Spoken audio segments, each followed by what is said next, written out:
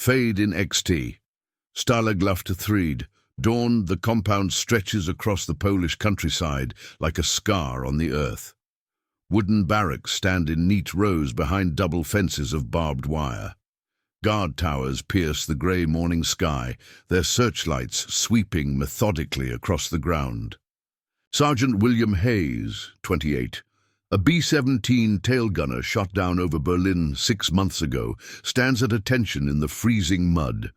His breath forms clouds in the bitter air as German guards count prisoners for the morning roll call. His uniform, once crisp Air Force blue, now hangs loose on his diminished frame. The prisoners stand silent, each man carrying invisible burdens of lost missions, fallen crew members, and letters from home that may never come. Yet beneath their hollow cheeks and sunken eyes burns something the Germans cannot break. But what happens when hope itself becomes the most dangerous weapon in a place designed to crush the human spirit? Before we jump back in, tell us where you're tuning in from. And if this story touches you, make sure you're subscribed, because tomorrow I've saved something extra special for you. The guards' boots echoed against the frozen ground as they marched away, their count complete. Hayes shuffled forward with the other prisoners, feeling the familiar ache in his joints from another night on the thin straw mattress. The barracks loomed ahead, offering minimal shelter from the biting wind that cut across the compound. Inside Barrack 104, the air hung thick with the breath of 60 men, crammed into a space meant for 30. Hayes made his way to his bunk, the bottom tier of a 3-high wooden frame that creaked with every movement. Above him, Corporal Jimmy Russo stirred, his Italian accent thick with sleep. "Another beautiful morning in paradise, eh, Billy?" Hayes managed a weak smile. Russo had been shot down over Ploesti 3 weeks after Hayes arrived. The bombardier's natural optimism had become a lifeline for many in their section, though Hayes could see the toll 6 months of captivity had taken on the younger man's face. The breakfast ritual began with the familiar clang of metal against metal. Lieutenant Colonel Matthews, the senior Allied officer in their barracks, stood near the makeshift kitchen area, holding a dented tin cup fashioned from the wing panel of a crashed Messerschmitt. The irony wasn't lost on any of them that they now ate from the remains of enemy aircraft. "Gentlemen, another feast awaits," Matthews announced, with the dry humor that had kept morale from completely collapsing. His British accent carried the weight of command, even in this place where rank meant little beyond organizing the daily struggle for survival. The breakfast itself was a mockery of the word. A thin gruel that might have once contained barley or oats, now mostly water, with traces of something that could generously be called nutrition. Alongside it, each man received a slice of black bread that felt more like compressed sawdust than food. Hayes had learned not to eat it all at once. The gnawing hunger was constant, but the bread could be made to last through the morning if he took small bites every hour. Hayes accepted his portion from Sergeant Kowalski, a Polish airman who had joined the RAF after his homeland fell. Kowalski had appointed himself the unofficial food distributor, ensuring each man received exactly equal portions despite the temptation to favor friends or trade for cigarettes. His weathered hands, steady despite malnutrition, had once guided bomber crews through flak-filled skies over occupied Europe. "Same as yesterday, same as tomorrow," Kowalski muttered in his heavily accented English. "But we eat, so we live another day." Hayes carried his meager meal to a corner where 3 other Americans had gathered. Staff Sergeant Tommy Chen, a navigator, from San Francisco, whose B-24 had gone down over Hamburg, shared space with Technical Sergeant Frank Morrison, a radio operator from Texas whose slow drawl hadn't been diminished by months of captivity. The third man, Flight Sergeant David Walsh, was the youngest of their group at barely 21, his gunner training interrupted by a fighter attack over the Ruhr Valley. "Word from the wire last night," Chen whispered, glancing around to ensure no guards lingered nearby. Tommy in Barrack 120 says the BBC mentioned heavy bombing over Berlin again. The war's not going well for Jerry. Morrison stirred his gruel with a spoon carved from a piece of wood scavenged from a broken crate. My grandmother in Amarillo could have told you that just by looking at the guards' faces. They're getting jumpier every day. Walsh, despite his youth, had developed an almost supernatural ability to read the moods of their captors. Hauptmann Weber was checking the fence again yesterday evening, third time this week. They're expecting something. Hayes listened while slowly consuming his bread, making each crumb last. The tin cup warmed his hands, and he realized this simple vessel had become one of his most precious possessions.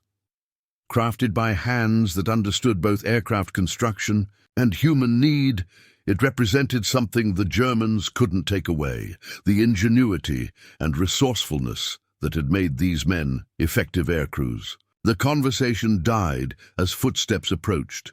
Obergefreiter Klein, one of the younger German guards, paused near their group. His uniform was neat, but his face showed the strain of a war that had dragged on longer than anyone anticipated. Unlike some of his colleagues, Klein treated the prisoners with grudging respect, perhaps recognizing that circumstances could easily have put him in their position.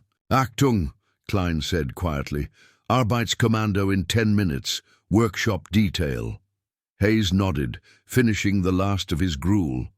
The work assignment would take him outside the immediate confines of the barracks, where other opportunities might present themselves. The mail call came at 0900 hours, announced by the sharp whistle of Hauptmann Weber echoing across the compound. Hayes felt his heart quicken despite himself. Mail had become a cruel lottery where hope and despair were measured in thin paper envelopes that might or might not bear your name. He joined the crowd gathering near the main gate, where Weber stood with a canvas bag slung over his shoulder. The German officer's face remained impassive as he pulled out letters one by one, calling names in his precise, clipped accent. Some prisoners stepped forward with barely contained excitement. Others with resignation, knowing their names rarely appeared on the limited correspondence that made it through military censors and international red tape. Morrison, Frank. The radio operator pushed through the crowd to claim his envelope. Chen, Thomas.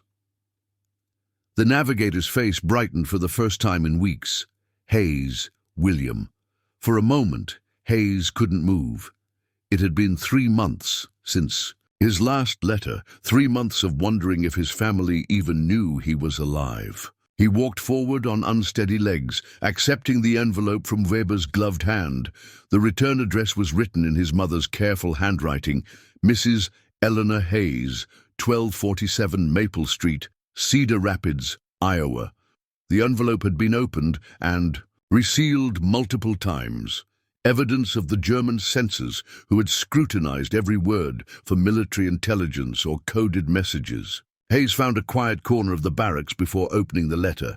The paper felt impossibly thin between his fingers, as if it might disintegrate from too much handling. His mother's words appeared in patches, whole sentences blacked out by heavy ink strokes that obliterated any information the censors deemed sensitive. My dearest William, the letter began, the greeting miraculously intact. We received word through the Red Cross that you are censored and pray daily for your safe return. Your father continues to work at censored and says to tell you that the Cubs are having a good season, though not as good as 1942. Hayes smiled despite himself. His father had taught him to love baseball on the sandlots of Cedar Rapids, and the reference to the Cubs was his way of maintaining connection across an ocean and a war. The censors had left this harmless detail untouched, perhaps not understanding its emotional significance. The letter continued, with news of neighbors and family friends, most of it heavily redacted. Mrs. Patterson next door had censored. His cousin James had censored and was now censored. The local newspaper had run a story about censored, but mentioned that several local boys were censored. Between the lines, Hayes could read his mother's careful attempts to communicate without triggering the senses. When she mentioned that Uncle Sam's garden is growing well this year, he understood she meant the war effort at home was strong. Her comment that we're saving everything we can for better times told him about rationing and the home front sacrifice. Near the bottom of the page, one paragraph had survived almost intact. I think of you every morning when I make breakfast, wondering what you might be eating and hoping you're getting enough. I've been sending packages through the Red Cross, though I don't know if they reach you. Your old room remains exactly as you left it, and I dust your model airplanes every week. They catch the morning light through your window and remind me of how proud we were when you earned your wings. Hayes had to stop reading. The image of his childhood room, with its carefully assembled collection of model P-51s and B-17s, seemed to belong to another lifetime. The boy who had built those planes with glue-stained fingers and dreams of flying had become a man counting days in a German prison camp. The letter ended with a paragraph so heavily censored that only fragments remained. Know that you are loved. Prayers every night. Proud of your service.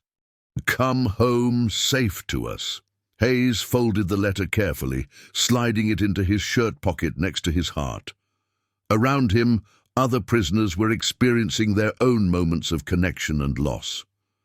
Morrison was laughing at something in his letter, while Walsh stared at his envelope without opening it, perhaps afraid of what news it might contain. The censored letter represented more than words from home.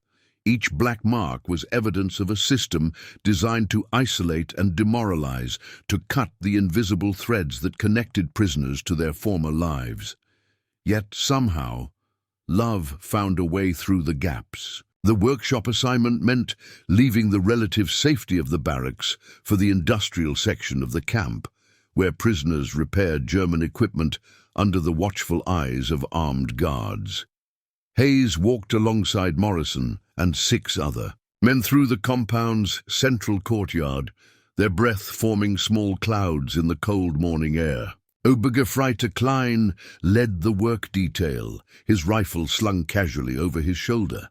Unlike some guards who seemed to enjoy the power their position provided, Klein appeared to view his duty as simply another unpleasant aspect of a war he hadn't chosen. He unlocked the workshop door with a heavy iron key that hung from his belt alongside a dozen others. The workshop occupied a converted storage building filled with damaged German military equipment waiting for repair. Radio components sat in, neat piles alongside broken vehicle parts, damaged weapons, and various mechanical devices that had failed in the field. The prisoner's job was to sort, clean, and perform basic repairs under the supervision of Unteroffizier Brenner, a middle-aged mechanic whose expertise kept the operation running efficiently. Hayes was assigned to a workbench near the back corner where radio equipment awaited attention. The irony wasn't lost on him that he was now repairing the same type of communications gear he had once tried to destroy from 30,000 feet over German territory.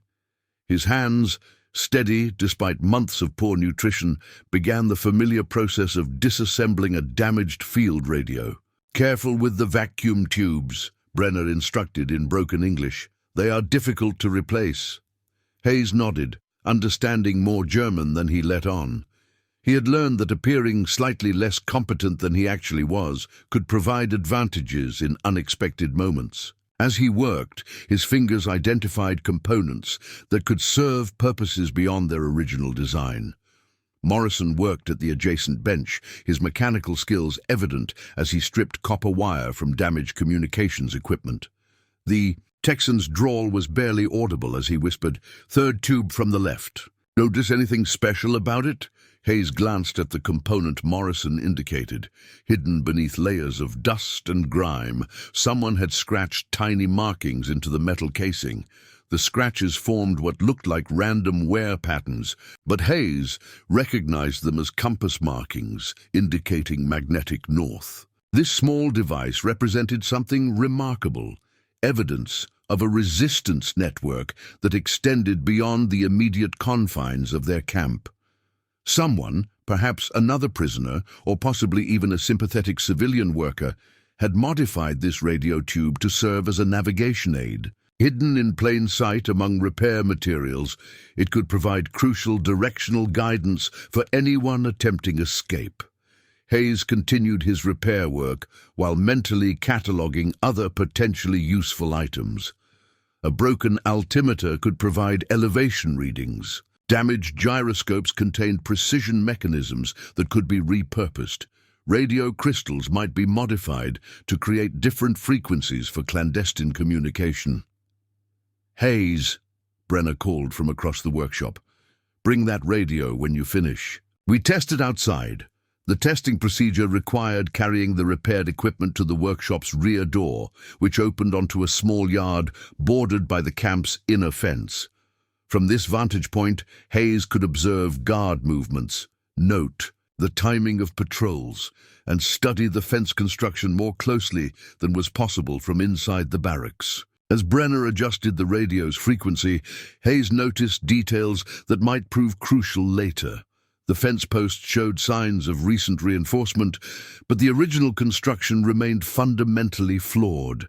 The electrical wiring that powered the perimeter lighting followed a predictable pattern, with gaps near the northwestern corner where terrain irregularities had complicated installation. More importantly, the testing yard provided a clear view of the forest that began roughly 200 meters beyond the outer fence. Hayes memorized the tree-line configuration, noting the tall pine that stood slightly apart from the others. If someone could reach that tree, they would have a landmark visible from considerable distance. "Radio works good," Brenner announced with satisfaction. "You have steady hands for American." Hayes accepted the backhanded compliment while carefully concealing the compass-marked tube in his palm. The slight weight felt enormous, carrying as it did the hope of future freedom and the dangerous knowledge that resistance was possible even in this place designed to crush such thoughts.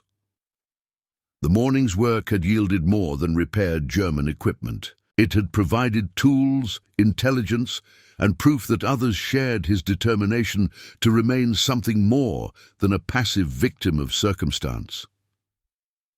The evening brought a different kind of gathering in Barrack 104. After the guards completed their final count and retreated to their quarters, the prisoners settled into what appeared to be casual card games and quiet conversations. But Hayes had learned to recognize the subtle signs that something more significant was taking place. Lieutenant Colonel Matthews approached his bunk carrying a worn deck of playing cards that had seen better days. The cards themselves told a story of ingenuity and desperation. What had once been a standard deck had been carefully modified over months of clandestine work. Tiny marks along the edges, invisible unless you knew where to look, had transformed innocent entertainment into a sophisticated communication system. "Care for a game of bridge, Sergeant?" Matthews asked, settling onto the rough wooden stool beside Hayes's bunk. "I believe Russo and Chen might join us." Hayes nodded, understanding that this was no ordinary card game. The three other men gathered around a makeshift table constructed from a wooden crate. To any casual observer, they appeared to be four prisoners passing time with a friendly game. In reality, they were about to receive crucial intelligence about escape plans that had been months in the making. Matthews shuffled the deck with practiced ease, but Hayes noticed how his fingers positioned certain cards. The arrangement wasn't random. Each card placement corresponded to predetermined signals that conveyed information about guard schedules, tunnel progress, and potential security breaches. "I'll deal," Matthews announced, his British accent carrying the authority of a man who had commanded bomber squadrons over occupied Europe. As he distributed the cards, his fingers briefly touched specific ones, indicating their significance beyond their face value. Hayes examined his hand carefully. The 7 of Hearts bore a tiny scratch near the corner that indicated tunnel activity. The Queen of Spades had been subtly marked to represent guard information. Most significantly, the ace of clubs carried markings that suggested imminent action. This wasn't just intelligence gathering. Something was approaching a critical phase. Russo opened the bidding with apparent casualness. 2 hearts, he announced, but Hayes knew the number and suit carried meaning beyond the game. 2 indicated a time frame, while hearts represented one of the tunnel teams working beneath Barrack 120. Chen responded with 3 diamonds, providing his own coded message about supply availability and material distribution.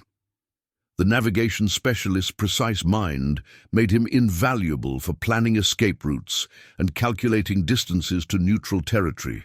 As the game progressed, Hayes began to understand the scope of what was being coordinated. Multiple tunnel systems were under construction simultaneously, each requiring careful management of excavated soil, air circulation, and structural support. The playing cards allowed team leaders to communicate progress and coordinate activities without arousing suspicion from guards who might be monitoring conversations. Matthews played the ace of clubs with deliberate emphasis.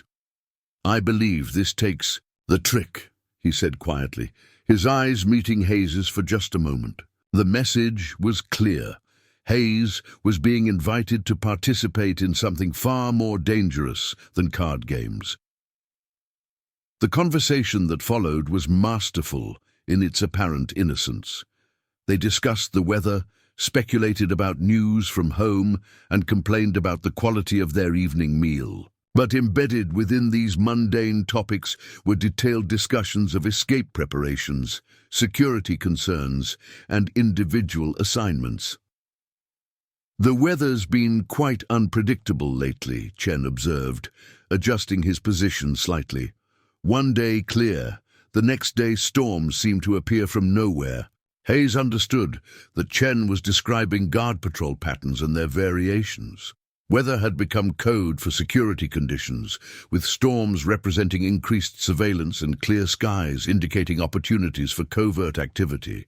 Russo dealt the next hand, his movements carrying the confidence of someone who had survived 23 bombing missions over enemy territory before being shot down.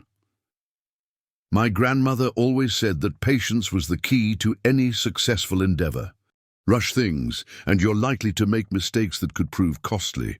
The message was both warning and encouragement. Whatever was being planned would require careful timing and absolute precision.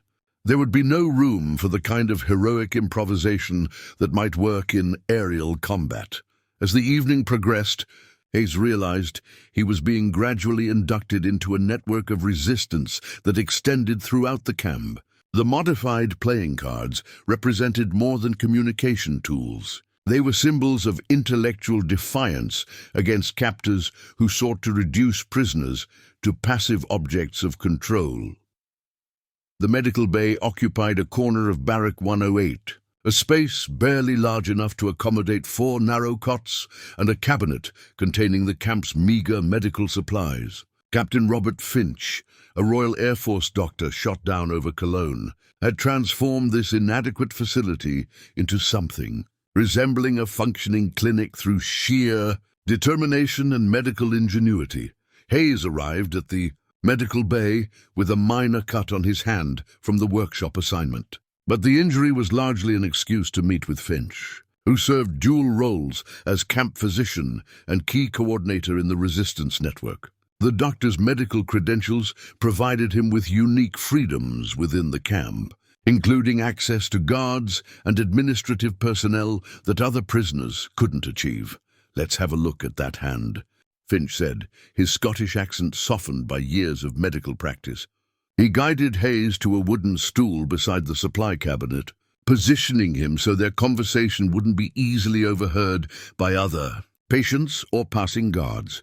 The cabinet itself contained an interesting collection of medical supplies that had arrived through Red Cross shipments, German military stores, and more creative acquisition methods. Finch opened a small metal container that appeared to hold standard bandages and antiseptic. But Hayes noticed immediately that certain items had been carefully repurposed for non-medical uses. This might sting a bit, Finch warned as he cleaned the cut with alcohol. But his real attention was focused on a small bundle of bandages that had been modified in subtle but significant ways. The white cloth appeared normal, but closer inspection revealed that threads had been carefully removed and rewoven to create hollow channels running through the fabric. These modified bandages were perfect for concealing small tools, map fragments, or other contraband that needed to be transported without detection. A casual search would reveal nothing but medical supplies, while the hidden compartments could carry items essential for escape attempts. Finch worked with the practiced efficiency of someone who had treated everything from combat wounds to the chronic malnutrition that plagued most prisoners. His hands remained steady despite months of inadequate nutrition, and his medical knowledge had been adapted to address conditions that no medical school had prepared him for. "How's the general health of the men in your barrack?" Finch asked, while wrapping Hayes' hand with a bandage that felt slightly different from standard medical supplies.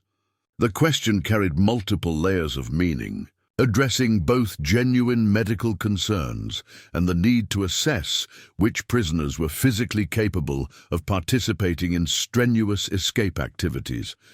"Morrison's been coughing more at night," Hayes replied, understanding that his answer would help Finch maintain medical records that could also serve as intelligence about prisoner capabilities. "Walsh seems stronger this week, and Chen's been asking about vitamin deficiency symptoms." Finch nodded, making mental notes that served both medical and strategic purposes. He opened another section of the supply cabinet, revealing containers that held legitimate medical supplies, alongside items that had been carefully diverted for escape preparation. "I've been monitoring guard health as well," Finch said quietly, his voice barely above a whisper.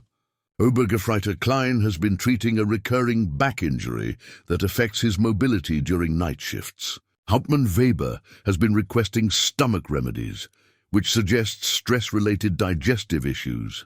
This intelligence was invaluable for escape planning. Guard health problems could create opportunities or vulnerabilities that might be exploited during critical moments." Finch's medical access allowed him to gather information that other prisoners couldn't obtain.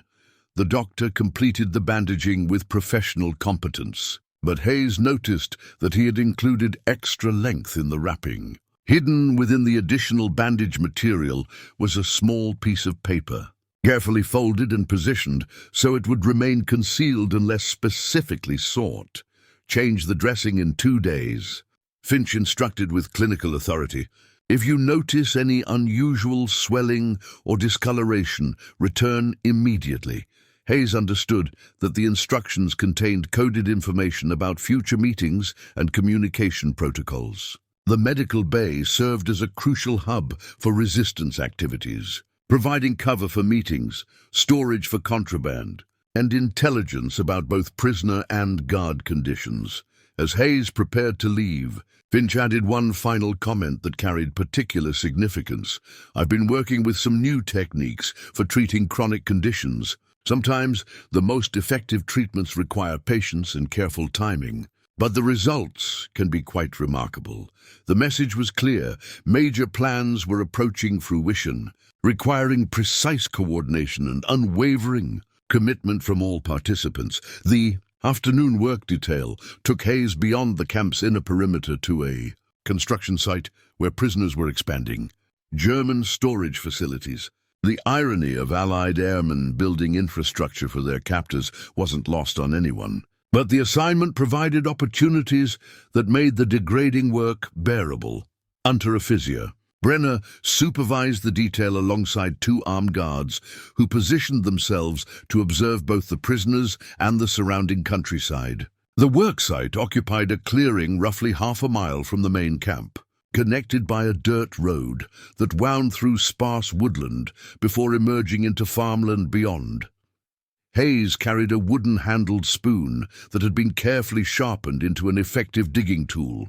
The modification had been accomplished over weeks of patient work, filing the metal against rough stones until the bowl of the spoon formed a serviceable excavation implement.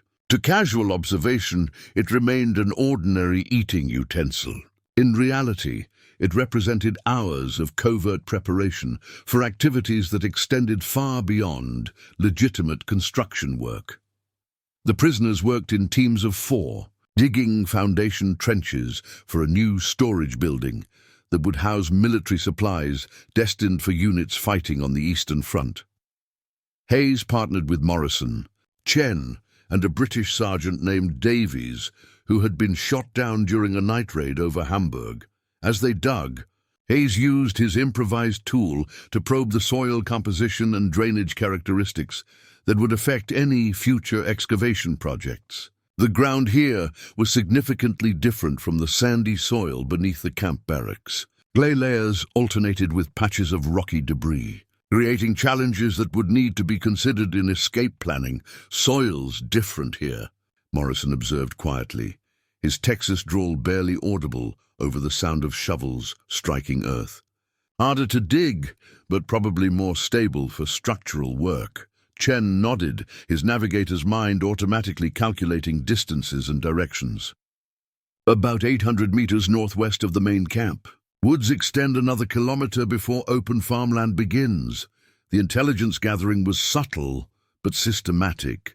Each prisoner contributed observations about terrain, guard behavior, and civilian activity in the surrounding area.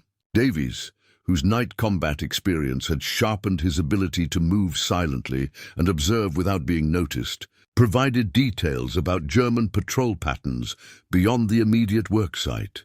During their brief rest period, Hayes positioned himself near the edge of the clearing where he could observe the road that connected the worksite to the main camp. A steady stream of German military vehicles passed in both directions, carrying supplies and personnel between various installations in the region. More significantly, Hayes noticed civilian workers arriving from nearby villages to perform specialized tasks that required skills the prisoners didn't possess. These civilians moved with relative freedom, their presence creating opportunities for intelligence gathering or possibly even communication with resistance networks that might exist in the surrounding communities.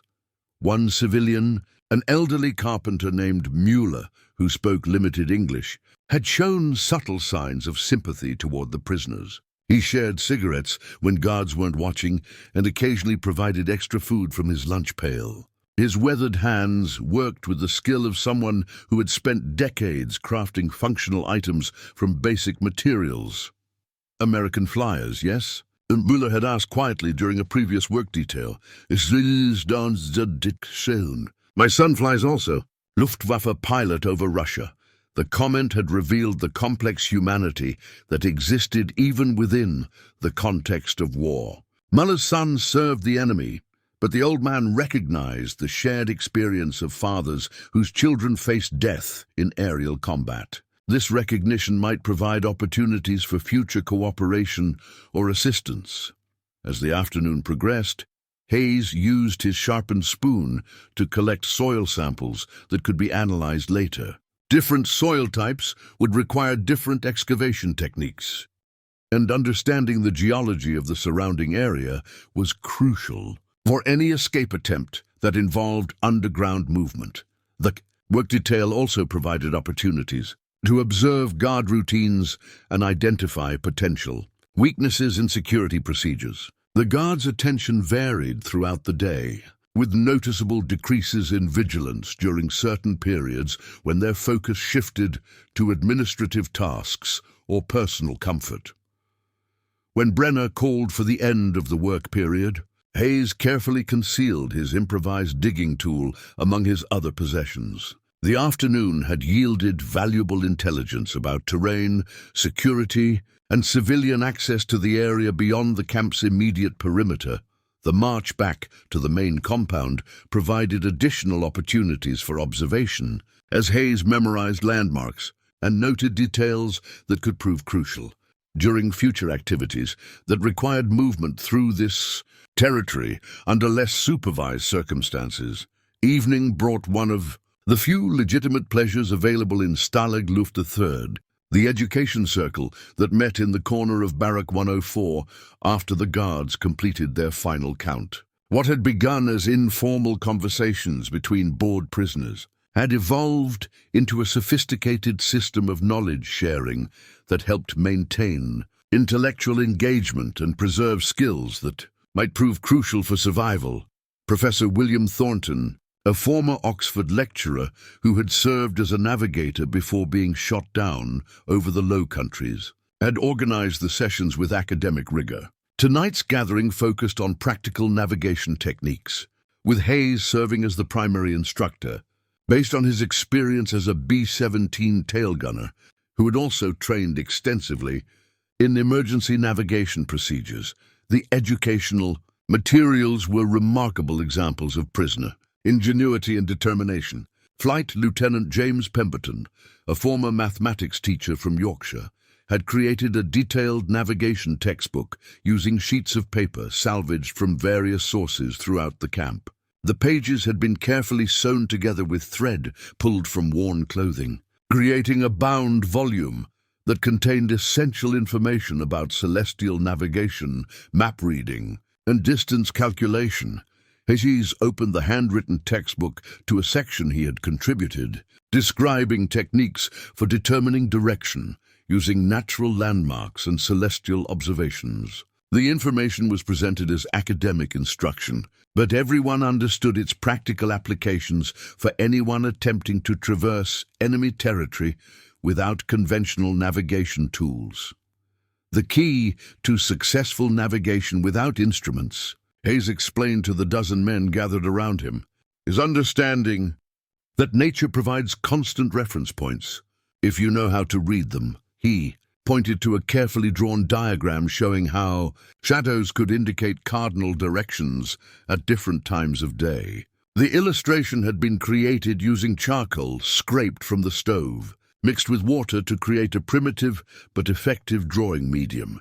The sun rises in the east and sets in the west, but during winter months in northern latitudes, the angle changes significantly, Hayes continued, his voice carrying the authority of someone who had navigated bombing missions over heavily defended enemy territory. If you're traveling during short winter days, you need to compensate for these variations. Sergeant Major Rothschild, a South African pilot with extensive experience flying over the Kalahari Desert, added his knowledge of navigation using Southern Hemisphere constellations. His contributions were particularly valuable because they provided alternatives to Northern Hemisphere techniques that might not work if escape routes led through different geographical regions. The textbook contained sections on multiple languages as well, recognizing that successful escape would require communication with civilians in occupied territories. Lieutenant Henri Dubois, a free French pilot who spoke fluent German and Polish, had created pronunciation guides and essential phrases that could mean the difference between receiving assistance and being reported to authorities.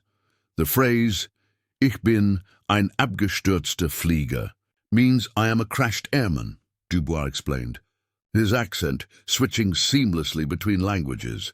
But more useful might be, "Können Sie mir helfen?" which means, "Can you help me?" It's less specific and doesn't immediately identify you as military personnel. Chen contributed his expertise in mathematical calculations required for long-distance navigation, including techniques for estimating travel time based on terrain difficulty and weather conditions. His precise mind had adapted aerial navigation principles to ground movement, creating formulas that could help escapees plan realistic routes and supply requirements. The education session served multiple purposes beyond their obvious intellectual value. They maintained morale by demonstrating that the prisoners remained thinking, capable individuals rather than broken captives. They preserved knowledge that the war had interrupted, ensuring that skills and information wouldn't be lost during years of captivity. Most importantly, they created a network of shared expertise that could prove invaluable if circumstances allowed prisoners to put their theoretical knowledge into practical application. Every man in the circle was learning skills that had direct relevance to survival in enemy territory. As the session concluded, Thornton carefully closed the handwritten textbook and secured it in a hiding place between loose floorboards beneath his bunk. The book represented months of collaborative effort, containing information that could save lives if the opportunity for escape ever presented itself. "Same time tomorrow evening," Thornton announced quietly. "Lieutenant Morrison will be discussing mechanical repair techniques that might prove useful for maintaining equipment in field conditions." The men dispersed to their bunks, but the conversations continued in whispered discussions that extended the evening's lessons into practical speculation about routes, distances, and survival techniques that might transform academic knowledge into successful liberation. The contraband economy of Stalag Luft 3 operated through a complex network of bartering and exchange that would have impressed economists studying primitive trading systems. Hayes discovered this underground marketplace during his third week in camp, when Morrison had approached him with a proposition that seemed simple on the surface, but revealed layers of organization that extended throughout the prisoner population. "You still have that extra pair of socks from your Red Cross package?" Morrison asked during the evening meal, his voice carrying the casual tone of someone discussing the weather. But Hayes had learned to recognize the subtle signs that indicated more significant conversations were taking place. Hayes nodded, wondering what value worn wool socks might have in a place where everything was scarce and nothing was abundant. Morrison's response revealed the sophisticated understanding of supply and demand that governed survival in captivity. "Chen needs socks for the work detail outside the wire. His feet are getting frostbite, and Dr. Finch says warm, dry socks could prevent serious medical problems. In exchange, Chen has access to radio components from his workshop assignment that might interest certain parties." The certain parties Morrison referred to were the technical specialists who were constructing clandestine communication equipment that could receive BBC broadcasts and possibly even transmit messages to Allied forces. Radio components were among the most valuable commodities in the camp's underground economy, worth far more than their apparent utility suggested. Hayes retrieved the socks from his personal belongings, examining them with new understanding of their strategic value. The wool had been darned multiple times, but the material remained waterproof and provided crucial insulation against the Polish winter that had already claimed several prisoners' toes to frostbite. The exchange took place during the evening recreation period, when prisoners gathered for seemingly casual conversations that actually facilitated complex trading arrangements. Chen arrived, carrying what appeared to be broken radio equipment from his workshop assignment. But Hayes noticed immediately that certain components had been carefully selected for specific characteristics. "These vacuum tubes still function," Chen explained quietly, handling the components with the reverence of someone who understood their potential applications. "The resistors are the correct specifications for shortwave reception, and the capacitors could be modified for transmission purposes if someone had the technical knowledge hidden within Chen's collection of ostensibly damaged parts were components that had been deliberately saved from repair work, creating an inventory of materials that could be assembled into functional communication equipment. The radio parts represented something far more valuable than simple electronics. They were potential connections to the outside world and proof that liberation remained possible. The trading network extended beyond simple material exchanges to include services, information, and specialized skills. Corporal Patterson, a former electrician from Detroit, offered his expertise in modifying electrical equipment in exchange for cigarettes that he could trade for additional food rations. Sergeant Williams, who had worked as a tailor before the war, provided clothing repairs and modifications in return for access to tools and materials that supported other prisoners' technical projects. Hayes learned that cigarettes functioned as a universal currency that could be converted into almost any commodity or service available within the camp. A single cigarette might purchase an extra slice of bread, while a full pack could buy specialized technical work or access to information about guard schedules and security vulnerabilities. The most valuable trades involved items that supported escape preparation, though these exchanges required extreme discretion and careful vetting of all participants. Maps, compasses, tools, and food supplies commanded premium prices in a market where discovery by German guards could result in solitary confinement. Reduced rations, or worse, Dr. Finch emerged as one of the most influential figures in the contraband economy, using his medical access to acquire supplies that could be redistributed to support various resistance activities. Medical bandages became wrapping material for concealing contraband. Antiseptic alcohol could be traded for its intoxicating properties or used as a solvent for various technical applications.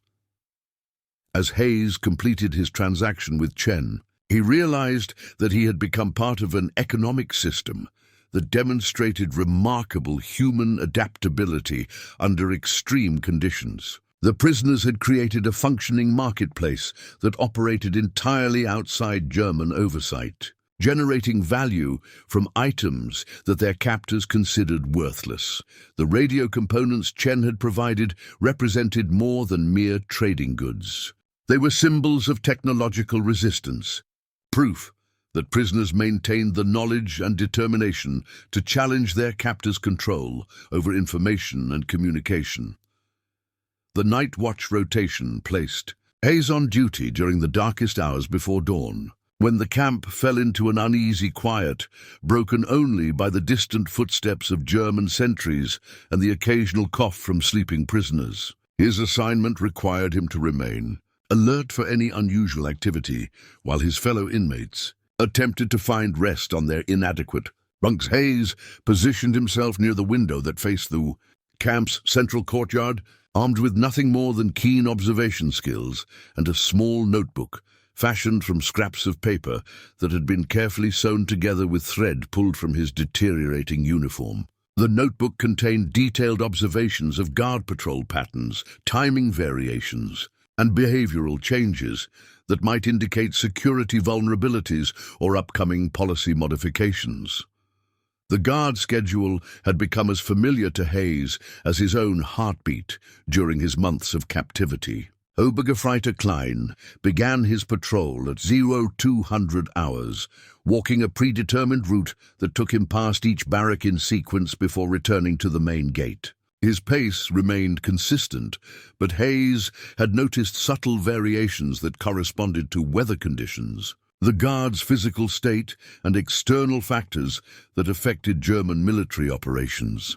Tonight, Klein appeared more anxious than usual, checking his watch frequently and pausing to examine sections of the perimeter fence that normally received only cursory attention. His behavior suggested that security concerns had increased, possibly due to intelligence about prisoner activities or broader military developments that were affecting camp operations.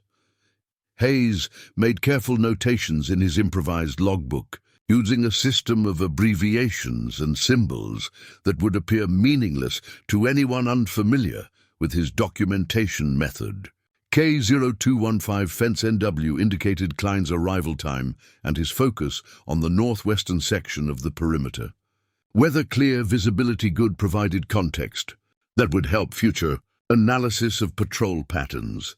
The notebook represented months of systematic intelligence gathering that had transformed Hayes from a passive prisoner into an active observer of his captor's vulnerabilities. Each entry contributed to a comprehensive understanding of camp security that could prove invaluable if escape opportunities presented themselves. From his position near the window, Hayes could observe 3 guard towers simultaneously, noting the timing of searchlight sweeps and the alertness levels of sentries who thought themselves unobserved. The tower guards often became complacent during the quiet pre-dawn hours, their attention wandering as fatigue and boredom affected their vigilance. Tower 2, positioned at the camp's southwestern corner, housed a guard who consistently fell asleep between 0300 and 0400 hours. Hayes had documented this pattern over 17 consecutive nights, establishing a reliable window of reduced surveillance that could be exploited under the right circumstances. Most significant entry in Hayes's notebook concerned the electrical system that powered the perimeter lighting. During a thunderstorm 3 weeks earlier, he had observed that power fluctuations caused certain sections of the fence lighting to fail intermittently. The failures followed a predictable pattern that suggested vulnerable points in the electrical infrastructure. A soft sound from within the barrack drew Hayes' attention away from his surveillance activities. Flight Sergeant Morrison was moving carefully between the bunks, apparently checking on sleeping prisoners, but actually coordinating with other members of the Night Watch network. Their eyes met briefly, and Morrison's subtle nod indicated that communication was needed. Hayes followed Morrison to the far corner of the barrack, where they could whisper without disturbing sleeping prisoners or attracting attention from guards who might be conducting their own surveillance of prisoner activities. "Word from Barrack 120, Morrison murmured, his Texas accent barely audible. "The tunnel team needs updated information about guard timing for the northeastern sector. They're approaching a critical phase where precise coordination will be essential." Hayes consulted his notebook, finding the relevant entries that documented guard behavior in the area Morrison mentioned. The information represented weeks of careful observation that could now contribute to escape planning that was approaching operational readiness. Klein varies his route timing by 3 to 7 minutes, depending on weather conditions, Hayes whispered back. But between 0330 and 0345, he consistently pauses at the gate to speak with the tower guards. That's when the northeastern approach is least observed. Morrison memorized the details that would be passed to tunnel coordinators who were calculating the precise timing required for their operation. Hayes' systematic documentation was becoming an integral component of escape planning that involved dozens of prisoners working in coordinated secrecy. The discovery came at 0630 hours during the morning roll call, when Hauptmann Weber's count revealed 3 prisoners missing from Barrack 120. The German officer's face transformed from routine boredom to sharp alertness as he recounted the assembled men, hoping his initial calculation had been incorrect. When the second count confirmed the shortage, Weber's whistle shrieked across the compound with urgent authority. Hayes stood at attention with the other prisoners, maintaining the appearance of surprised confusion while his heart hammered against his ribs. The missing men were part of the tunnel operation he had been supporting with intelligence about guard patterns. Their absence could only mean that the carefully planned escape attempt had been discovered, with consequences that would affect every prisoner in the camp. German guards swarmed through the compound with systematic efficiency, their previous casual oversight replaced by intense scrutiny that left no corner unexamined. Hayes watched Obergefreiter Klein lead a search team toward Barrack 120, carrying metal probes that would be used to detect underground excavations that had remained hidden for months. The discovery itself was anticlimactic. Klein's probe penetrated soft earth near the barrack's northeastern corner, revealing the tunnel entrance that had been concealed beneath a carefully constructed trapdoor. The opening led to a passage that extended 30 meters toward the perimeter fence before German engineering had intercepted it during routine security improvements. Weber examined the tunnel entrance with professional interest, noting the sophisticated construction techniques that had been employed by prisoners who possessed engineering knowledge far beyond what their captors had anticipated. Support beams fashioned from bed slats, ventilation systems created from tin cans, and soil disposal methods that had operated undetected for weeks. The interrogations began immediately. Hayes was summoned along with 15 other prisoners who were suspected of involvement in tunnel construction or support activities. The questioning took place in the administrative building, where individual prisoners faced German officers who possessed detailed knowledge about camp security and prisoner behavior patterns. "Sergeant Hayes," Weber began, consulting notes that suggested the Germans had been conducting their own surveillance of prisoner activities. "Your work assignments have taken you to various locations throughout the camp. What did you observe during these movements?" Hayes maintained the demeanor of a cooperative prisoner who possessed no special knowledge about resistance activities. His responses focused on routine observations about work details, meal distributions, and recreational activities that any prisoner might notice during normal camp life.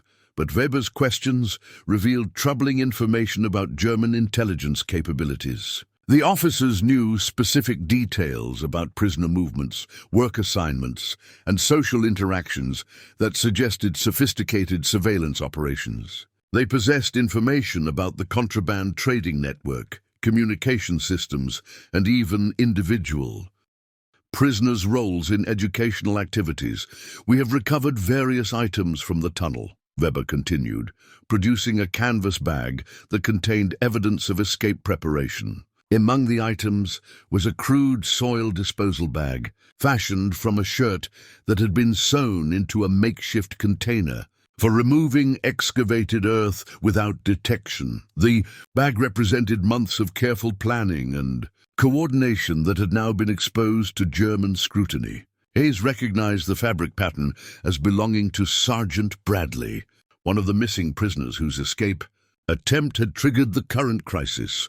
Weber's interrogation technique combined apparent reasonableness with subtle threats that reminded prisoners of their vulnerable position. He emphasized that cooperation with German authorities could result in improved conditions, while resistance would bring consequences that extended beyond individual punishment to affect the entire prisoner population. "The 3 men who attempted escape have been recaptured," Weber announced with satisfaction. They were found 12 kilometers from the camp, traveling toward what they believed was neutral territory. Their capture was inevitable, given the security measures that surround this facility. The information struck Hayes like a physical blow. The men had reached the outside world only to be dragged back into captivity, their freedom lasting less than 24 hours. Their recapture meant not only personal disappointment, but also intelligence compromise that could affect future escape attempts. As the interrogation continued, Hayes realized that the tunnel discovery represented more than a tactical setback. It was evidence that the Germans possessed counterintelligence capabilities that had penetrated prisoner resistance networks more deeply than anyone had suspected. The soil disposal bag and other recovered items would provide detailed information about construction techniques, resource acquisition, and organizational methods that future escape attempts would need to overcome. The solitary confinement cell measured 8 feet by 6 feet, with concrete walls that wept condensation, and a single barred window positioned too high to provide any view beyond a patch of gray sky. Hayes had been placed in isolation based on suspicion rather than proof. But Weber's decision reflected the German policy of punishing potential conspirators even without conclusive evidence of their involvement. The cell contained only a wooden stool, a thin mattress that lay directly on the concrete floor, and a bucket that served multiple unpleasant purposes. Hayes sat on the edge of the mattress, trying to maintain body heat while his mind struggled against the psychological warfare that solitary confinement represented. Time became meaningless without external reference points. Meals arrived at irregular intervals, delivered by guards who provided no conversation or indication of how long his isolation might continue. The food itself was even more meager than normal camp rations. Thin soup that barely qualified as nourishment and bread so hard it required careful chewing to avoid breaking teeth. To preserve his sanity, Hayes established routines that provided structure in an environment designed to break down mental resistance. He exercised methodically, performing calisthenics that maintained physical fitness while occupying his mind with counting repetitions and tracking progress. Push-ups, sit-ups, and stretching exercises became anchors of normalcy in a situation that threatened psychological disintegration. The stone wall beside his mattress became his calendar, where he scratched marks using a small fragment of concrete that had chipped from the floor. Each mark represented a day in isolation, though his uncertainty about meal timing made precise tracking difficult. The scratched calendar stone served as proof that time continued to pass, that his imprisonment was temporary rather than eternal. Memory became his primary defense against the crushing boredom and fear that characterized prolonged isolation. Hayes systematically recalled every detail of his life before captivity, reconstructing conversations with family members, reliving training experiences, and reviewing technical knowledge that kept his mind engaged with complex problems. He remembered his first solo flight, the mixture of terror and exhilaration that had accompanied taking control of an aircraft without an instructor's supervision. The technical procedures for engine management, navigation calculations, and emergency protocols provided mental exercises that required concentration and precision. His mother's face appeared in vivid detail as he recalled Sunday dinners in Cedar Rapids, where extended family gathered to share news and maintain connections that war had strained but not broken. Her voice, reading letters aloud from relatives scattered across the country by military service and wartime employment, provided comfort that transcended the concrete walls surrounding him. The most challenging memories involved his crew members from the B-17 that had carried him to this place. Staff Sergeant Murphy, the ball turret gunner who had been killed during the fighter attack that resulted in Hayes' capture. Lieutenant Jackson, the pilot who had maintained control long enough for surviving crew members to bail out over enemy territory. Their faces reminded him that survival carried obligations to honor those who hadn't been as fortunate. Sleep provided temporary escape, but dreams often transformed into nightmares that brought him back to the moment when German fighters had shredded his aircraft's aluminum skin with cannon fire. The sound of tearing metal and the screams of wounded crew members followed him into consciousness, creating a cycle of trauma that solitary confinement amplified rather than healed. On what Hayes estimated was his 5th day in isolation, he heard sounds from the adjacent cell that indicated another prisoner had been placed in solitary confinement. Tapping on the wall produced a response that confirmed human presence, though communication was limited to basic codes that could convey simple messages without attracting guard attention. The tapping revealed that Sergeant Bradley, one of the recaptured escapees, occupied the neighboring cell. His presence confirmed that the 3 missing prisoners had indeed been returned to camp and were facing punishment for their escape attempt. The knowledge that others shared his situation provided psychological support that helped counter the isolation's demoralizing effects. Bradley's tapping conveyed information about the escape attempt's failure, German security measures that had led to their rapid recapture, and interrogation techniques that were being employed to extract information about resistance networks within the camp. The messages warned Hayes to expect prolonged questioning designed to break down psychological resistance and force cooperation with German intelligence efforts. The cell door opened without warning, on what Hayes calculated as his 7th day in solitary confinement. Obergefreiter Klein stood in the doorway, his expression unreadable as he gestured for Hayes to gather his few possessions and follow him back to the main compound. The sudden transition from isolation to freedom felt almost disorienting after days of sensory deprivation and psychological pressure. Walking across the compound in bright afternoon sunlight, Hayes noticed changes that had occurred during his absence. Additional guard posts had been established near the perimeter fence, and German personnel moved with heightened alertness that suggested ongoing security concerns. The failed escape attempt had clearly prompted comprehensive reviews of camp security that would affect all prisoners.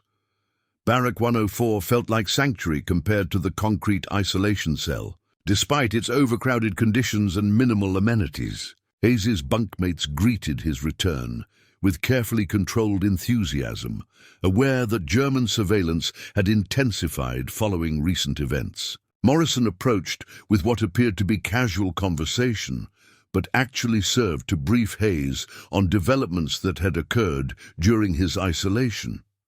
"Glad you're back, Billy," Morrison said, offering a cigarette that represented significant value in the camp's underground economy.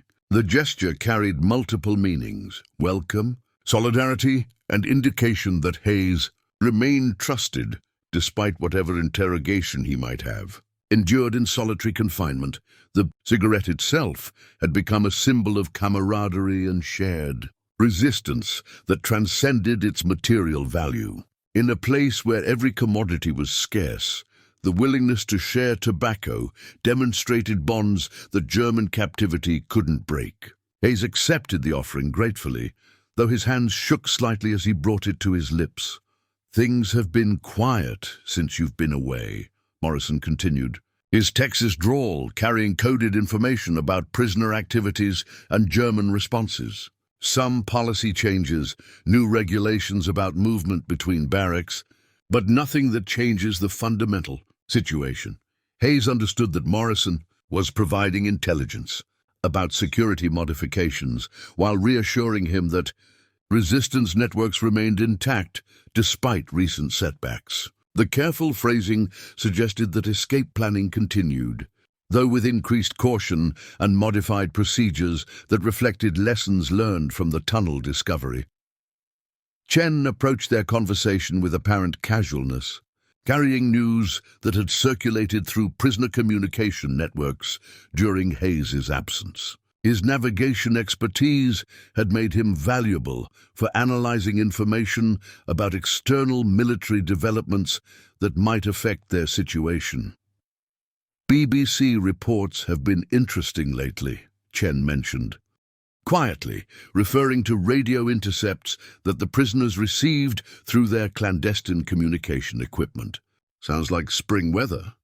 Might bring significant changes to the overall situation." The weather metaphor concealed discussions about Allied military progress that could affect the duration of their captivity. Spring represented the traditional campaign season, when major military operations typically resumed after winter's pause. News of Allied advances could provide hope, but it could also prompt German decisions about prisoner evacuations, or worse. Dr. Finch materialized near their group, ostensibly conducting routine medical checks, but actually assessing Hayes's physical and psychological condition after solitary confinement. His medical training provided cover for conversations that addressed both health concerns and resistance activities. "You look tired, Sergeant," Finch observed with professional concern. "Perhaps you should rest this afternoon instead of participating in any strenuous activities." The advice carried multiple layers of meaning, suggesting that Hayes should avoid immediate involvement in resistance activities while he readjusted to general population conditions. Finch's medical authority provided protection for this recommendation, while allowing Hayes time to process whatever intelligence he might have gained during interrogation. The afternoon meal brought Hayes back into the social rhythms that provided structure and meaning within camp life. Sharing meager rations with his bunkmates reinforced bonds that had been strained by his absence and the broader security crackdown that had affected everyone's daily routine. Lieutenant Colonel Matthews appeared during the meal distribution, his presence indicating that senior leadership wanted to assess Hayes's condition and loyalty following his isolation experience. The British officer's approach combined official concern with subtle intelligence gathering about Hayes's interrogation and current mental state. "Good to have you back with us, Sergeant," Matthews said with understated authority. "We've missed your contributions to our evening educational sessions." The comment referred to Hayes's role in navigation instruction, but it also served as invitation to resume his participation in resistance activities that continued despite German security measures. Matthews' careful phrasing indicated that trust remained intact while acknowledging that circumstances required modified operational procedures. The new arrival stumbled through the main gate during the evening meal, supported by 2 German guards who appeared more concerned with completing their duty than providing assistance to their obviously exhausted prisoner. Second Lieutenant Robert Mitchell, his uniform torn and stained with dried blood, represented the continuing flow of Allied airmen who were being shot down over German-occupied territory. Hayes recognized the hollow-eyed expression of someone who had recently experienced the transition from freedom to captivity, the psychological shock that accompanied realization that the war had ended for him not in victory or death, but in the grinding uncertainty of imprisonment. Mitchell's Air Force uniform bore the patches of a B-24 bombardier, while his face showed the strain of recent combat and capture. The processing routine for new prisoners had become standardized, though Hayes noticed that German efficiency had improved since his own arrival 6 months earlier. Guards conducted thorough searches, confiscated personal items with military significance, and assigned Mitchell to Barrack 104, where space had been created by the transfer of other prisoners to different compounds. Mitchell carried with him a pair of fresh dog tags that gleamed with newness compared to the worn, tarnished identification worn by longer-term prisoners. The tags bore information that would prove valuable for multiple purposes: confirmation of his identity, unit designation, and service record that could help fellow prisoners assess his background and potential contributions to camp life. Lieutenant Mitchell, 2nd Bombardier Group. He introduced himself with military precision, despite his obvious exhaustion. "Shot down over Hamburg 3 days ago. Navigator and tail gunner didn't make it out." The brief summary conveyed enormous information to prisoners who understood the implications of recent combat losses. Mitchell's unit designation indicated that he possessed current intelligence about bombing operations, target priorities and tactical developments that had occurred since Hayes's own capture. More significantly, his recent capture meant that Mitchell carried fresh news about the war's progress, Allied strategy, and homefront developments that could update the outdated information available to longer-term prisoners. Such intelligence was invaluable for maintaining morale and understanding their situation within the broader military context. Hayes approached Mitchell during the evening meal distribution, offering assistance with practical matters while beginning the informal orientation process that helped new prisoners adapt to camp life. The dog tags provided an easy conversation starter while allowing Hayes to assess Mitchell's mental state and potential security risk.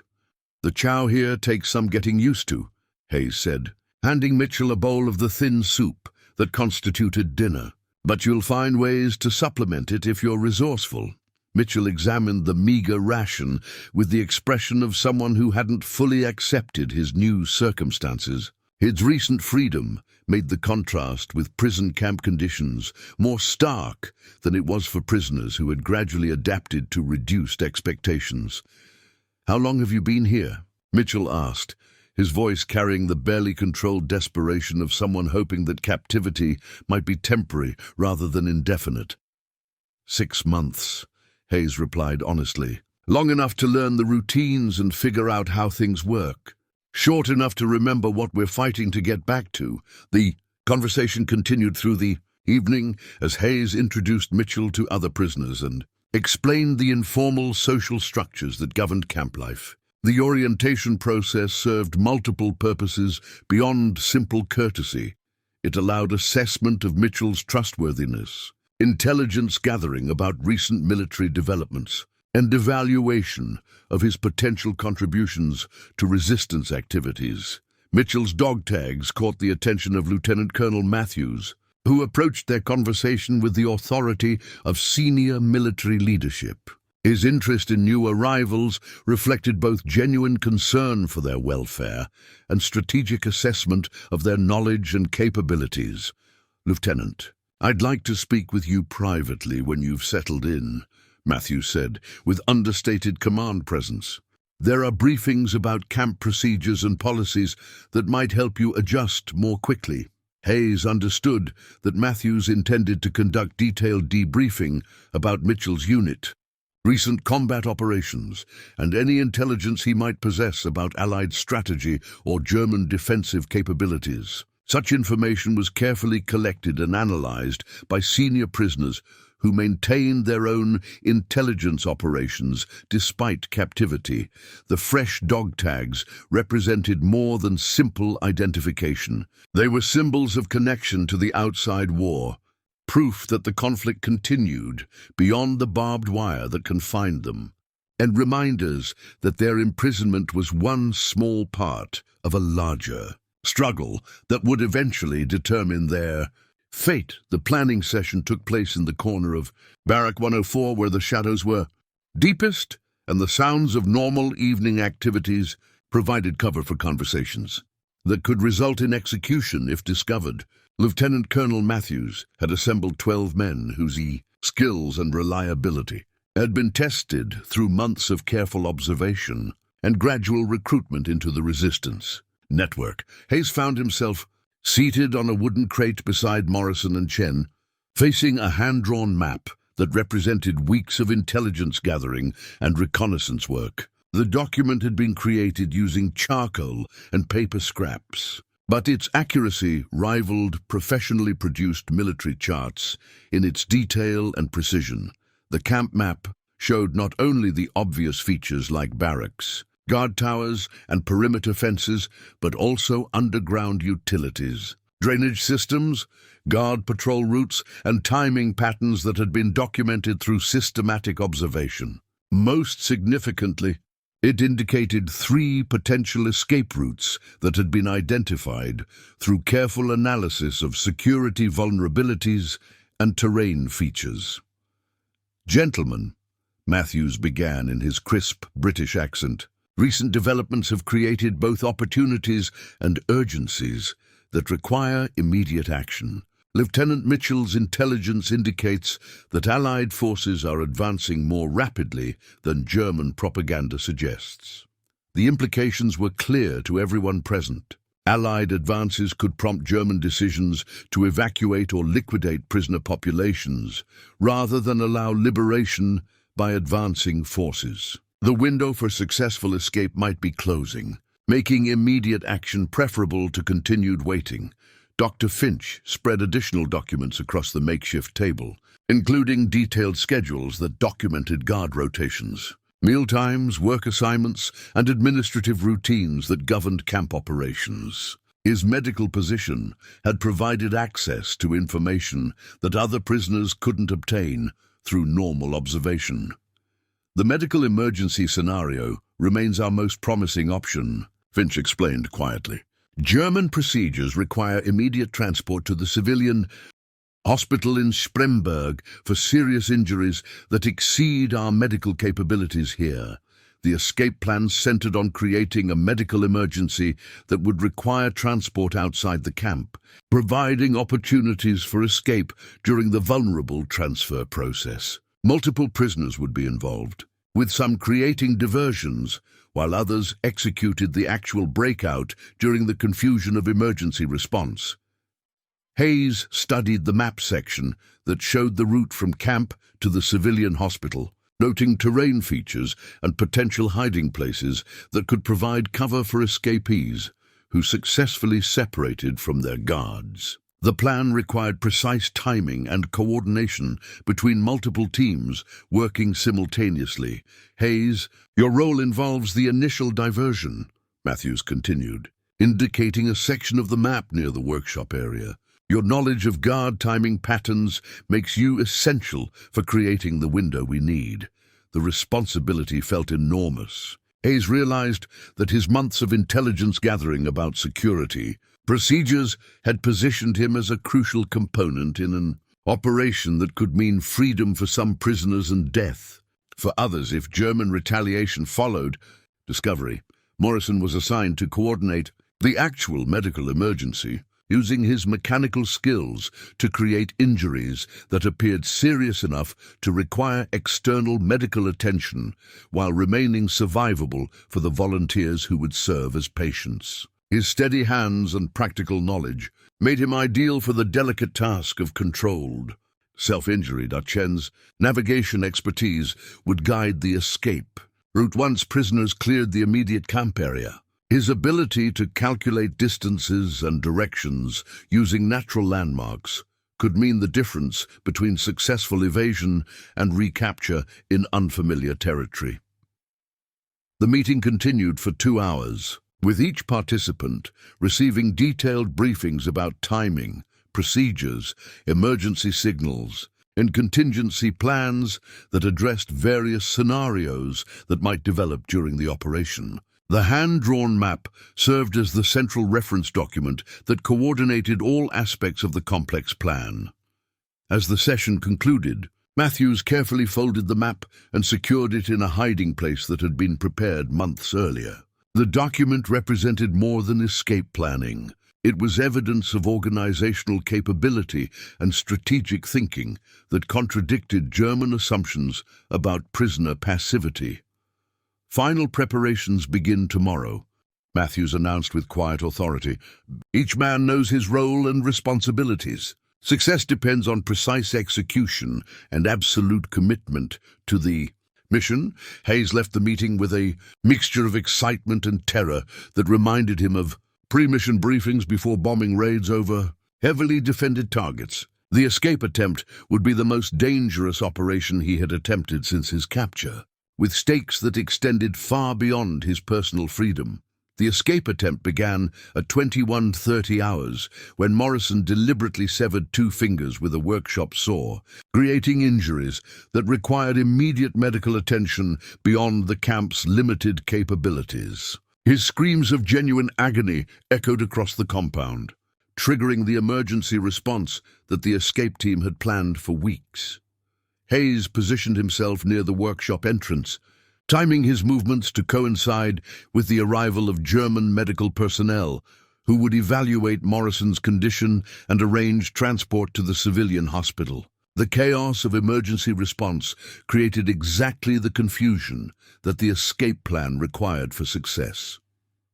Dr. Finch arrived within minutes, carrying medical supplies and forged transit papers that had been prepared weeks in advance using techniques learned from prisoners with artistic and clerical backgrounds. The documents appeared authentic enough to withstand casual inspection, identifying the bearer as a medical orderly, authorized to accompany patients during emergency transport.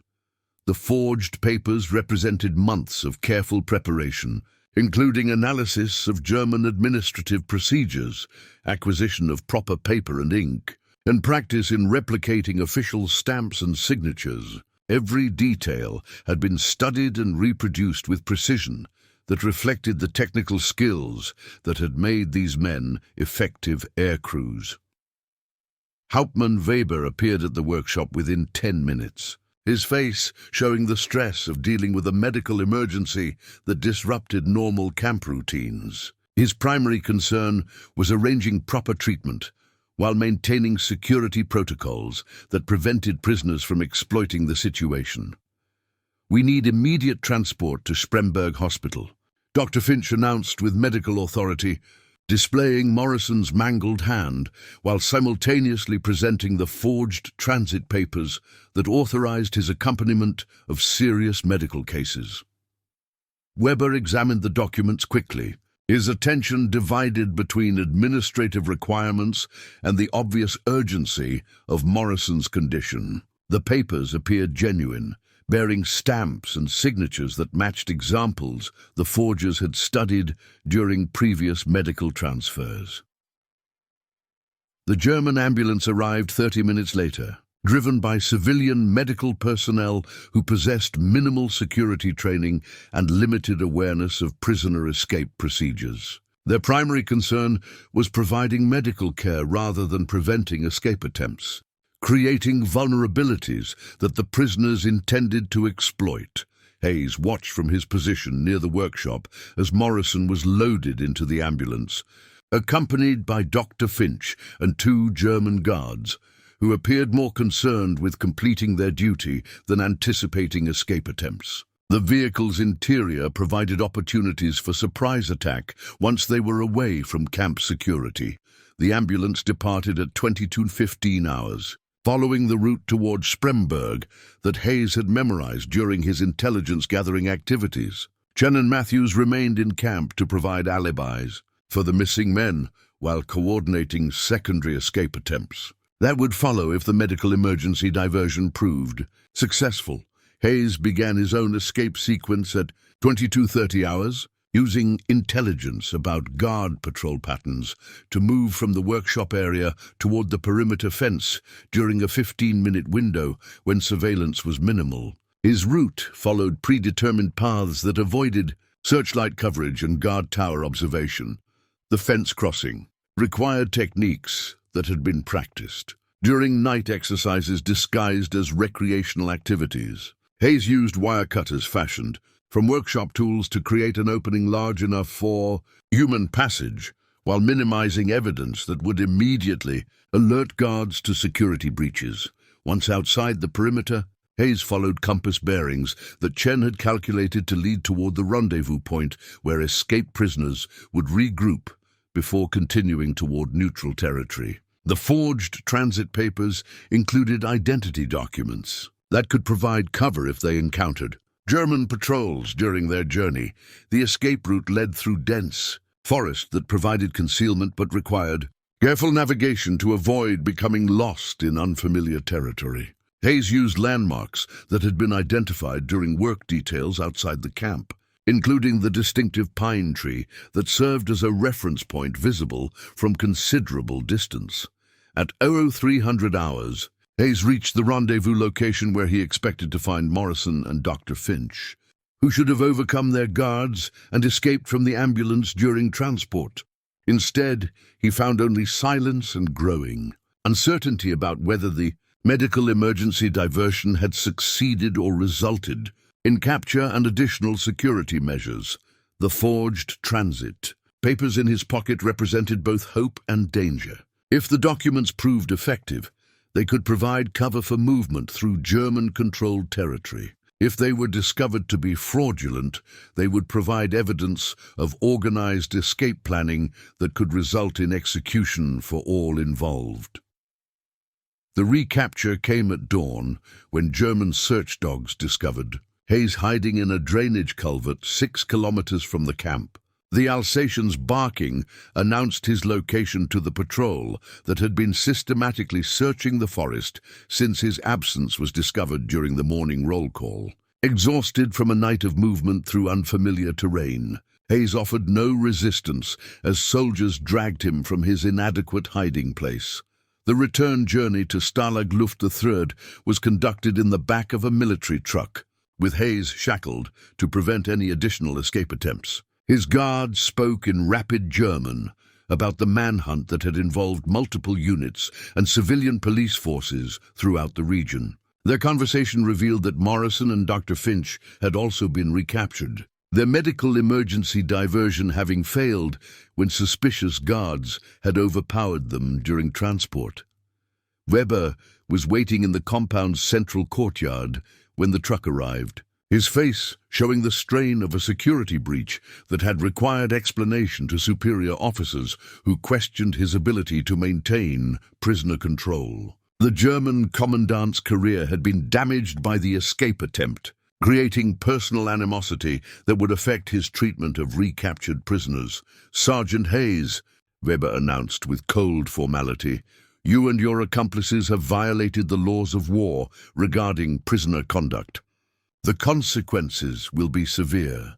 The immediate punishment was a beating administered by guards who had been forced to spend the night searching forests instead of sleeping in their quarters. Hayes endured the violence without response, understanding that resistance would only escalate the brutality while providing no tactical advantage. But the physical punishment was merely the beginning of German retaliation that extended throughout the prisoner population. Weber announced new restrictions that affected meal rations, recreational activities, work assignments, and communication privileges for all prisoners in the camp. Collective punishment was designed to create internal pressure against future escape attempts. The most devastating consequence was revealed when Weber produced personal items that had been recovered from the escape attempt.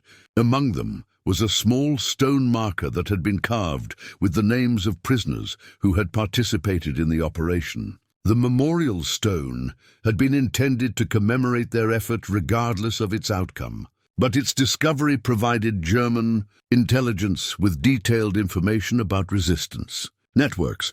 These names represent prisoners who will face individual punishment for their participation in illegal escape activities. Weber announced, reading each name aloud while the assembled prisoners stood at attention in the morning cold. Hayes realized with growing horror that the memorial stone had compromised not only the escape participants, but also prisoners who had provided support, intelligence, or materials for the operation.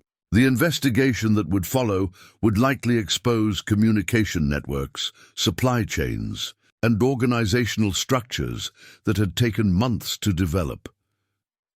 Dr. Finch appeared in the courtyard with his left arm in a makeshift sling, evidence of injuries sustained during his recapture. His medical bag had been confiscated, ending his ability to provide health care that had been crucial for maintaining prisoner health and morale. The loss of medical services would affect the entire prisoner population. Morrison was brought out separately, his bandaged hand showing that his self-inflicted injuries had been properly treated in the German hospital before his return to custody. His sacrifice had achieved nothing beyond providing German authorities with additional evidence of organized resistance activities. Within the camp, the interrogations that followed the escape attempt were more intensive than previous questioning, conducted by Gestapo officers who specialized in extracting information from military prisoners. Their techniques combined psychological pressure with threats of transfer to concentration camps, where survival prospects were minimal. Lieutenant Colonel Matthews was among those called for questioning, his leadership role making him a priority target for German intelligence efforts. His absence from the barracks created uncertainty about whether senior prisoner leadership had been compromised or eliminated. Entirely, the compound's atmosphere changed dramatically following the failed escape attempt. Guards maintained increased vigilance, searching barracks randomly and monitoring prisoner conversations more closely. Social activities that had provided cover for resistance planning were suspended indefinitely. Hayes spent his second period in solitary confinement, reflecting on the memorial stone that had inadvertently betrayed his fellow prisoners. The carved names had been intended as a monument to courage and determination, but their discovery had transformed them into evidence that threatened the lives of men who had already sacrificed so much for the possibility of freedom. 3 weeks after the failed escape attempt, Hayes stood in the same position where this day had begun, watching the sun rise over the Polish countryside as German guards conducted the morning roll call. But everything had changed. The optimism that had sustained him through months of captivity had been replaced by a deeper understanding of survival that extended beyond hope for immediate liberation. The letter arrived during mail distribution with the familiar return address from Cedar Rapids, Iowa, but Hayes noticed immediately that his mother's handwriting appeared more urgent, less careful than her previous correspondence. The envelope bore fewer censor marks, suggesting that German authorities were allowing more information to reach prisoners as military circumstances changed. "My dearest William," the letter began, "the newspapers are full of wonderful news that I pray reaches you safely. Our boys have crossed the Rhine River and are advancing rapidly through Germany. Everyone here believes that this terrible war will end soon, and you will be coming home to us." Hayes read the words multiple times, allowing himself to believe that liberation might be approaching through Allied military success rather than prisoner escape attempts. The letter contained details that previous censorship had eliminated: specific battle locations, unit designations, and strategic developments that indicated comprehensive German military collapse. His mother continued with news that revealed how completely the war situation had changed. "Your father says the radio reports German cities surrendering without fighting. There are refugees flooding westward, and some people think the German government might collapse entirely within weeks rather than months." The information transformed Hayes's understanding of his situation. Rather than facing indefinite captivity that could last years, he might be witnessing the final weeks of German resistance. The failed escape attempt had occurred during a period when patience would have achieved better results than desperate action. Morrison appeared beside him during the breakfast distribution, his injured hand healing but still wrapped in bandages that would provide permanent reminders of their escape attempt. His Texas accent carried new notes of philosophical acceptance that replaced his previous determination to fight German authority through resistance activities. "Funny how things work out," Morrison observed quietly. "We nearly got ourselves killed trying to escape right when the whole German army is falling apart." The comment reflected conversations that had been occurring throughout the camp as prisoners reassessed their circumstances. In light of new intelligence about Allied progress, the resistance networks that had sustained morale during dark periods were adapting to serve different purposes as liberation appeared increasingly probable. Dr. Finch had resumed limited medical duties despite the loss of most supplies and equipment that had been confiscated following the escape attempt. His medical knowledge remained valuable even without proper tools, and German authorities had reluctantly allowed him to treat prisoners whose health problems could create administrative complications. Lieutenant Colonel Matthews emerged from interrogation with information that confirmed the dramatic changes occurring beyond the camp's perimeter. German officers were discussing evacuation procedures and prisoner transfers that suggested recognition that Stalag Luft Third's days were numbered. "The guards are as nervous as we are," Matthews reported to the informal leadership group that continued to coordinate prisoner activities despite German security measures. "They're receiving conflicting orders about what to do with us if Allied forces approach the area." The morning routine continued with familiar activities that had structured prisoner life for months. But Hayes noticed subtle changes in German behavior that reflected broader military developments. Guards appeared less confident, administrative procedures had become irregular, and security measures seemed designed more to maintain order than prevent escape. Chen joined their conversation with navigation, calculations that had new relevance for understanding their geographic position relative to advancing Allied forces. His estimates suggested that liberation could occur within weeks if military progress continued at current rates. As Hayes completed the morning roll call and prepared for another day of routine activities, he fingered the new letter from home and reflected on the transformation that captivity had produced in his understanding of endurance, hope, and human resilience. The basic day that had begun with familiar procedures would end with the same activities, but Hayes now understood that this routine was temporary rather than permanent. Each morning brought them closer to freedom that would arrive through Allied victory rather than prisoner desperation. The letter in his pocket carried more than news from home. It carried proof that survival had been worthwhile, that the bonds connecting him to life beyond barbed wire remained strong enough to justify the patience and endurance that had sustained him through the darkest months of captivity.